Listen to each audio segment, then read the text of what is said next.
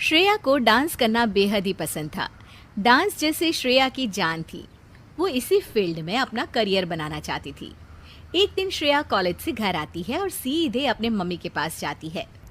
Mummy, आज हमारी college में शहर के सबसे अच्छे डांस एकेडमी वाले आए थे। उन्होंने एक डांस कंपटीशन रखा है। जो इस कंपटीशन में फर्स्ट आएगा उसे वो एकेडमी फ्री में डांस ट्रेनिंग देंगे। अगर उस डांस कंपटीशन में मैं जीत गई तो मेरा डांस कोरियोग्राफर बनने का सपना पूरा हो जाएगा। श्रेया, तुम पागल हो गई हो क्या? तुम जानती हो ये सब हमारे घर में नहीं चलता। पापा और दादाजी कभी तुम्हें इस बात की इजाजत नहीं देंगे। मम्मी प्लीज मुझे एक मौका तो देकर देखिए। अगर मैं सिलेक्ट नहीं हुई तो मैं आगे से इस बारे में कभी कोई बात नहीं करूंगी। Please mummy please. श्रेया, तुम एक अच्छे घर की लड़की हो, तुम्हें ये सब शोभा नहीं देता। अगर फिर भी तुम्हारी जिद है तो जाओ अपने दादाजी से बात कर लो। वैसे तो श्रेया अपने दादाजी से बहुत डरती थी, लेकिन वो ये मौका नहीं खोना चाहती थी, इसलिए हिम्मत करके अपने दादाजी से पूछ ही लेती है। दादाजी, मैं एक डांस कंपटीशन में पार्टिसिपेट करना चाहती हूँ। श्रेया, ये तुम क्या बोल रही हो? हमारे घर के संस्कार नहीं है कि हमारे घर की बहू बेटियां दूसरों के सामने नाचे। दादाजी प्लीज, ये मौका मुझे दोबारा नहीं मिलेगा। मैंने कह दिया ना, ना मतलब ना। हम तुम्हें कॉलेज में पढ़ा रहे हैं, यही तुम्हारे लिए बहुत बड़ी बात है। घर में अपनी माँ से घर के कामकाज सीखो ताकि कल ससुराल जाकर हमारा नाम रोशन कर सको। और आज के बाद अपनी जिंदगी में दोबारा डांस का नाम मत लेना। श्रेया बेहद दुखी हो जाती है और अपने कमरे में जाकर बहुत रोने लगती है।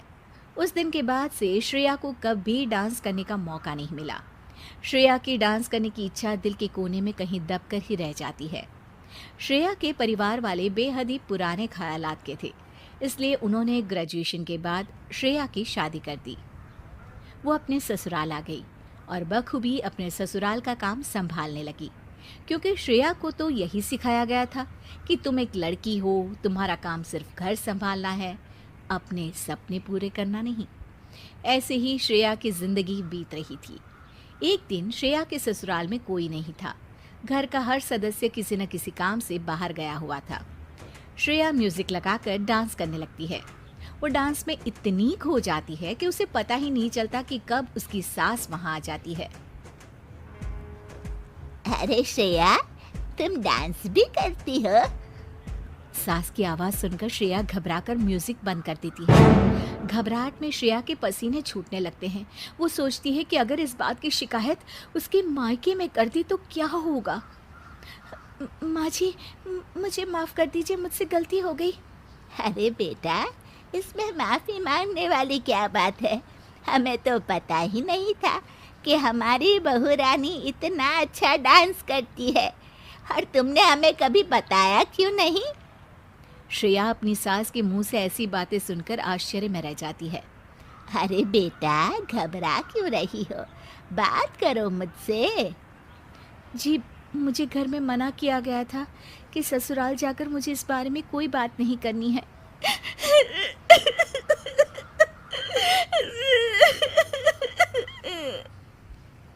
श्रेया की सास श्रेया को प्यार से पकड़कर अपने पास बिठाती है और उसे चुप कराती है।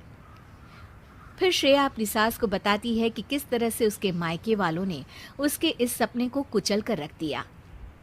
मुझे तो आश्चर्य होता है बेटा कि इस जमाने में भी लोग बेटियों पर इतनी पाबंदी लगाते हैं। अब तू हमारे घर आ गई है, हमारे घर की बेटी है। हमारी बहू का सपना पूरा करना हमारी जिम्मेदारी है। मैं आज ही सुनील से बात करती हूँ कि वो तेरे लिए एक डांस क्लास खोल दे, ताकि तू अपना सपना भी पूरा कर पाए और तेरे ही जैसी और बहुत सी लड़कियों का भी। अपनी सास के मुंह से ये बात सुनकर श्रेया की खुशी का ठिकाना नहीं रहता। माँ जी, मैं आपका किस तरह से धन्यवाद करूं? मैं हमेशा आपकी आभारी रहूंगी कि आपने मेरे उस सपने को पूरा किया है, जिस सपने के पूरा होने की मैंने तो उम्मीद ही छोड़ दी थी। श्रेया के ससुराल वाले आधुनिक विचार वाले थे, इसलिए वो उसके लिए डांस क्लास खोलते हैं। धीरे धीरे श्रेया का डांस क्लास एक बड़े एकेडमी में तब्दील हो जाता है। इस तरह डांस क्लास के जरिए श्रेया की जिंदगी का सबसे बड़ा सपना पूरा हो जाता है।